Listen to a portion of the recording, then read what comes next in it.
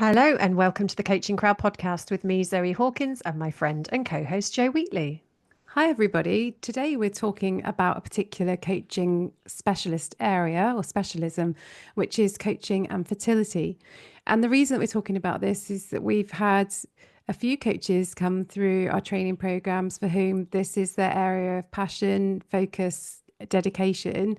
And we want to talk more on the podcast about different specialisms. And this is a very emotionally sensitive area of work with clients, and we think it deserves a podcast episode. So we hope you enjoy the conversation today.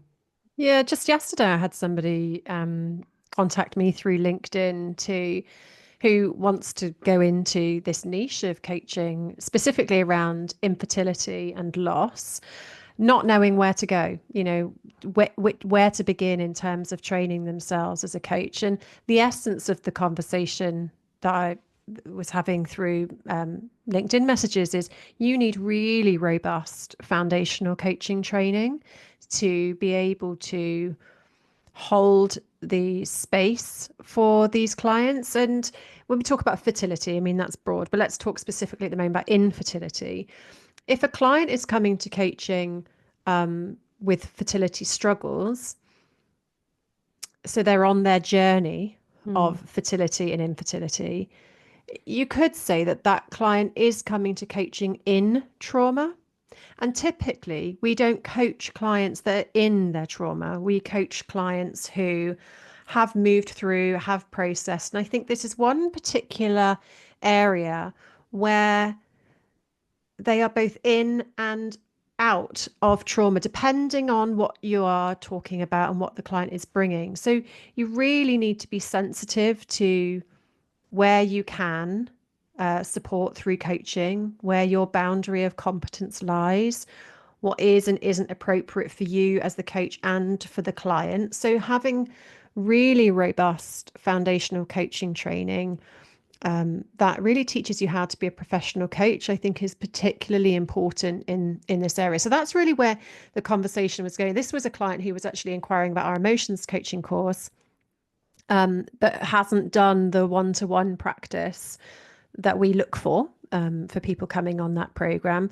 And I could have said, yeah, come along, because they had done some coach training, but it wouldn't have been right to then hand that training there without the foundations, knowing the niche that this particular coach was working in. So I think it's a responsibility to you as the coach, and to your clients, but you as the coach, because what you're going to be holding will be emotionally sensitive. And also, it's important to be able to respond to your clients' needs professionally and well. And with that, you need robust training. I think in this particular area, it can be broad ranging, but if we start off with some of the things that coaches will bring in this area of coaching are decision making, like feel like they're huge decisions, can feel like it's almost too big a decision, like to make on your own or even with your partner, and really wanting to understand maybe more about yourself and to give yourself the reassurance that as a coachee that the decisions that you make are made considering all things and are going to be what's best for you and what's important to you, and that requires a deep level of self-knowing. What goes along with that is that if you've got a partner, in that process, you might both have different views, thoughts, opinions, feelings about what to do, how you're experiencing the situation that you find yourself in, and and that can bring a real tension and an added layer, which can mean that people want to reach out, and there may also be a desire for the coachees to reach out as a couple for couples coaching around this. So if you are in this area, you might also find that request coming your way.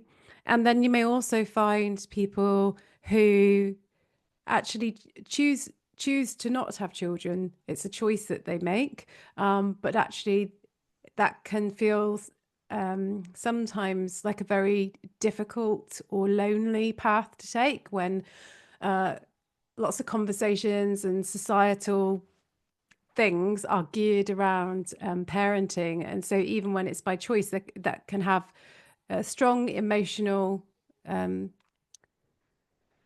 experiences or attachments related to it, which is, I think, why the emotions coaching program does attract a lot of coaches in this area, because there's a recognition that they've got a lot of skills and knowledge that are relevant to this area, but there's a desire to have a deeper understanding around emotional experiences, relationships to emotions, to be able to support their clients in the very best way that they can. Well, on the emotions coaching practitioner training, we talk about emotional narratives, don't we? And there are narratives such as like, I need to hide my emotions, or I need to deny my emotions, or I need to feel the same as others feel. Like there's, we talk about core narratives, but there are others as well that clients can experience. And I think when you're on a fertility or infertility journey, these narratives are going to come up, and they do impact the relationships that you have. So you may need to feel like you have to feel the same as your partner, or that you can't celebrate the joy or let yourself get into the despair of whatever journey you're on.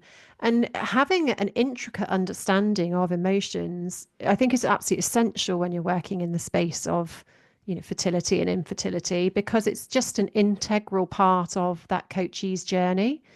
I don't think they would come to coaching if it wasn't for the emotions that they were experiencing or have experienced in the past or want to experience in the future. Like it's just a woven web of an emotion. It's an emotional landscape, I think, is how I would describe it. Sometimes the reasons that that people can be experiencing infertility can be related to emotional blockers. And so, you'll hear, I've heard many stories, over time, like in my life, of people that have been having those struggles. And actually, when they've spent time, exploring the emotional experience of that and their lives, and they do some work around it, or sometimes it's stress, like it could be the stress of their work or the stress of certain family dynamics, or other health issues. But when they have the support and this and the space, with people in their lives, whether that's a coach or with other people, to be able to work through that, then sometimes that can really help and impact their fertility. So I'm not saying that is what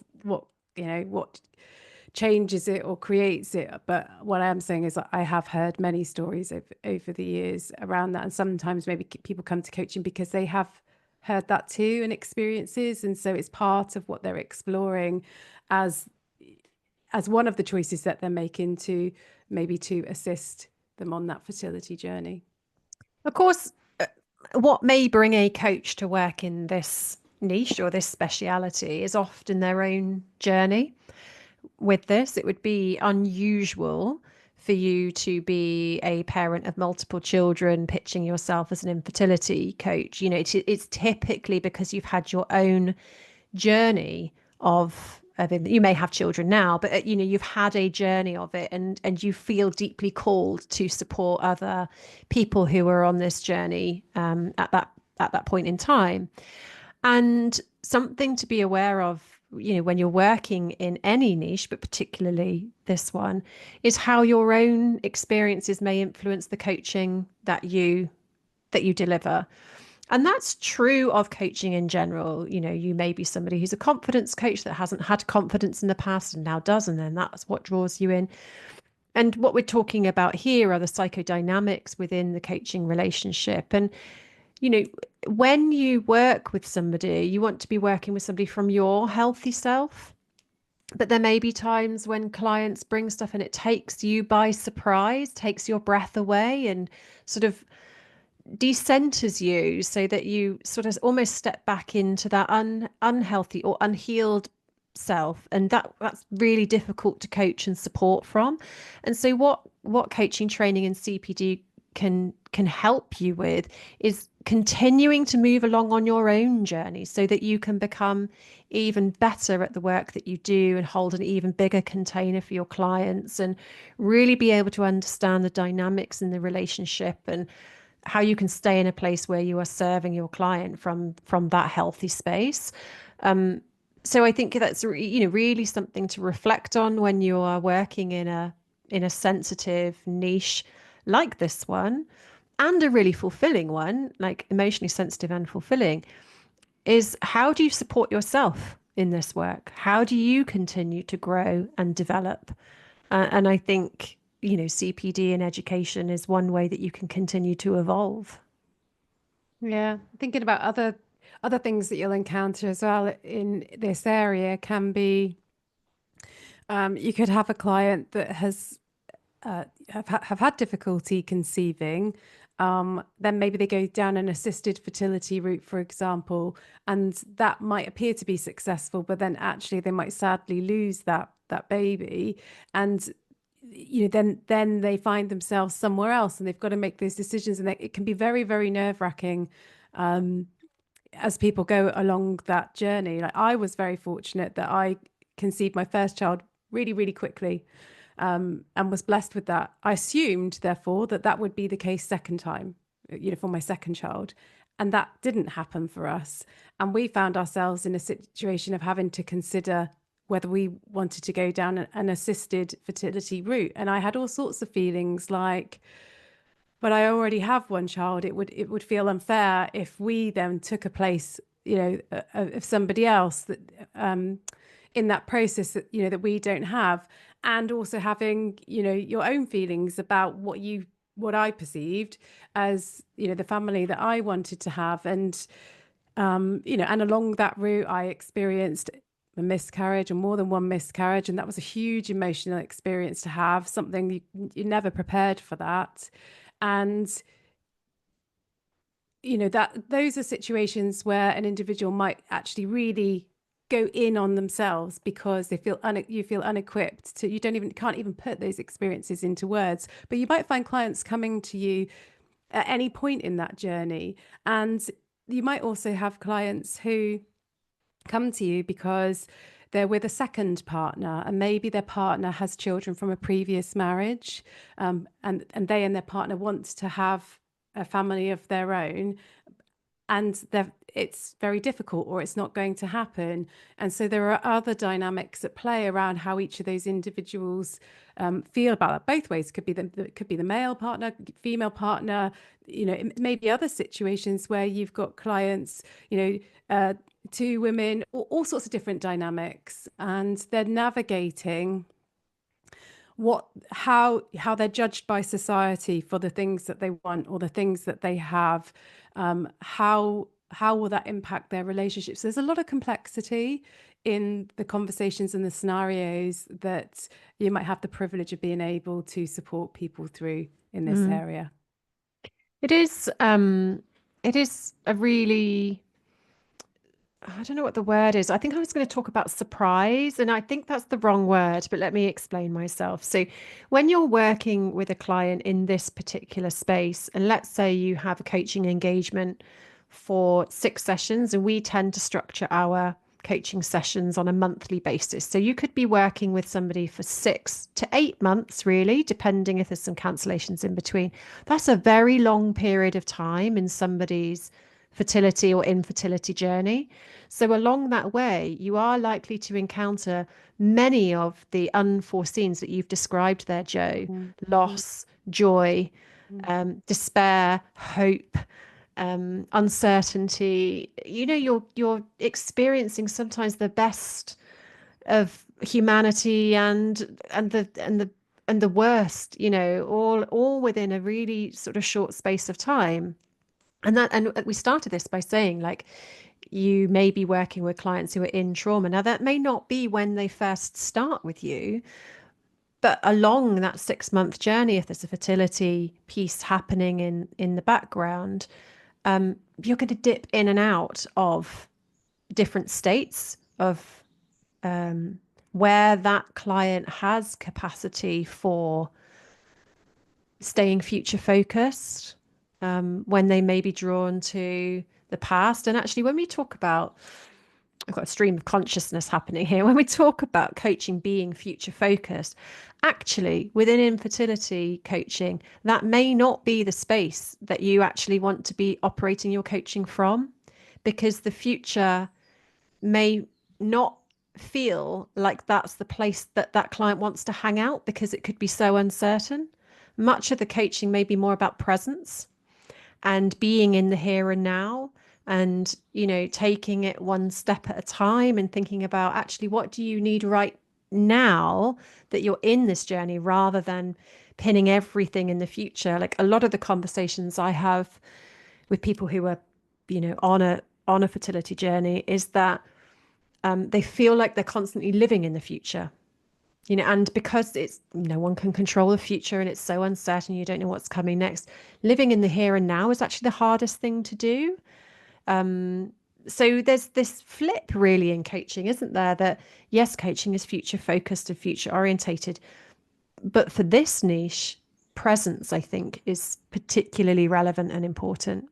I mean, I've had it described to me before that because for clients in this situation where their attention is partly like off over here, let's say to the left, and then they've got to have their focus in their day to day over here, let's say that's to the right. And so they feel a bit foggy, if you like. Different clients would describe that in different ways, but can find it hard to focus on anything other than these things, and but can't give everything to any particular part of that.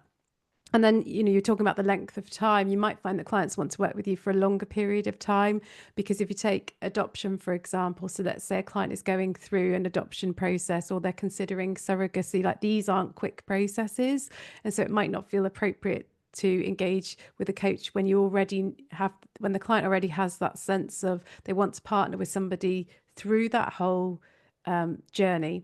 And so the pattern of coaching might look different to the way that coaches might coach in other niches. And of course, like moving away from traditional coaching being, I have a goal, that's the outcome, let's work together on the outcome. This can look different. It may be that they want to engage with a coach to support them on the roller coaster. Like the goal is the goal, which may be, as you've described there, surrogacy or, some assisted fertility route. And that's not actually what they want to talk about in the coaching sessions, but they want to talk about everything else in life around it. What do I do about my career? I don't know if I'm going to have a child, a year from now or not, and this promotion's coming up, and do I or don't I put myself forward? Because if I do, I'm going to have less flexibility, but if I don't, then I'm stuck here and I may not do it anyway. So it's about all the surrounding aspects of that, the impact on relationships, as you said, deciding what to do in the future. So I think it's such a beautiful space where coaches can really support and help people to thrive on what can be a complex journey. And I know we've talked a lot about infertility in this, but it's the same in other areas of fertility coaching around. I mean, we had somebody who've reached out about, I don't know how I feel about becoming a parent, and can you help me work through the emotions around whether I do or don't want to become a parent. It's a really vast area, but one I think which is really needed in the coaching space, because therapy is not often the place that people want to go to for this stuff. They want that positive, forward thinking to a point, like aspirational space where they're able to engage in lots of different aspects of discussion, because many clients won't necessarily feel that they are a candidate for therapy, but they know they need some support to be able to continue to move forward and thrive. It requires a coach to be able to bring some emotional attunement, because I think a lot of what happens and what is so important is being witnessed, having your emotional experience, your real, true emotional experience witnessed, like being able to talk openly with somebody that's not going to judge how you're feeling. You might be feeling angry, really, really angry. It's not all about sadness in that journey, but also that can